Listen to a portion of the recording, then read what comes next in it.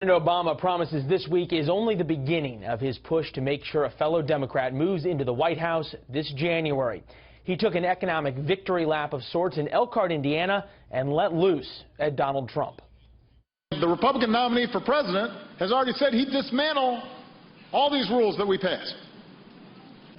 That is crazy.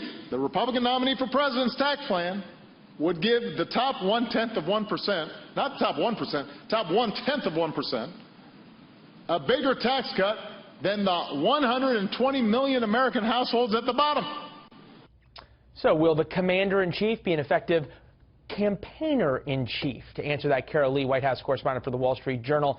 Nice to have you with us. Thank you for having me. All right, so as we look at the numbers, favorable, unfavorable here, it's something we haven't seen in a very long time. President Obama favorable, 50%. Donald Trump favorable, 41%. Clinton favorable, 37%.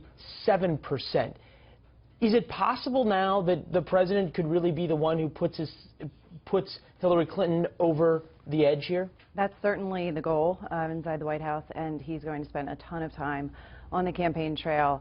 You know, he is casting this as his legacy is on the line, that while he's not on the ballot, everything he's done actually is.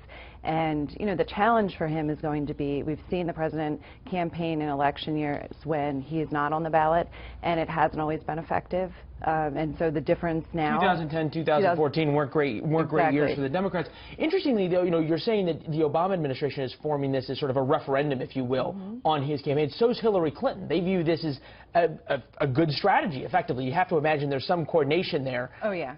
I mean, they're the staff on the Hillary Clinton campaign and the staff in the White House, they communicate regularly. There's a lot of overlap. John Podesta, the campaign manager, used to work in the White House. Hillary Clinton's communications director used to be President Obama's communications director. And there's a lot of coordination. And it's really unusual because we haven't seen this in previous presidential Bill election Clinton didn't cycles. campaign for Al No, Gore. George W. Bush didn't campaign for John McCain.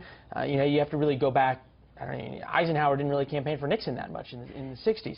So if we look at, though, what he's campaigning on, the president says, look, I've done great on the economy. It was in Elkhart, Indiana. It was a town that had been just devastated by the recession, and he came back, took a victory lap. Republicans in that state said, not so fast. But either way, you had that happen earlier in the week, and then on Friday we got these job numbers out that were anything but victorious. That's right, and it really has the potential to undercut the president's argument, which is linked to Secretary Clinton's argument, and then that could wind up being a real problem for her because the president's favorability and job approval rating depends largely on the economy, and she is depending largely on his ability to remain popular. Yeah, to that point, though, the president remains popular. He's at 50%, so whether or not people have begun to feel this economic reality or not. You brought up an interesting point in some of your reporting in the Wall Street Journal, that the commander-in-chief, the president, goes pretty much wherever he wants on Air Force One, you know, carries out all sorts of events, gives speeches, all these kinds of things.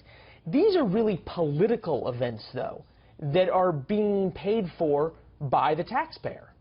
We've seen this. Every sitting president has had to deal with this. If you talk to the White House, they say it's decided on a case-by-case basis whether something is a campaign event or an official event. A campaign event is obviously paid for by the Democratic National Committee or the Republican National Committee. He's out fundraising or something like that. He's out fundraising if he's campaigning for a specific candidate. What this Elkhart, Indiana event would fall under, from the White House's view, is that it's, you know, the president is entitled to defend his record, and he spent a lot of time doing that, even though he also spent a lot of time encouraging people to vote for Democrats over Republicans. Well, and you can even listen to what Michelle Obama has said about that very issue.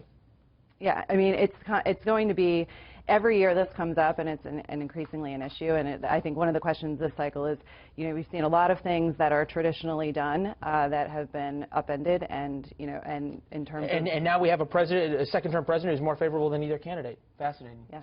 All right, well, perhaps the White House won't be such a lame duck beat after all for the next few months. That's right. We'll have plenty to do. Plenty to talk about. Carol Lee, Wall Street Journal, thanks so much. Thank you.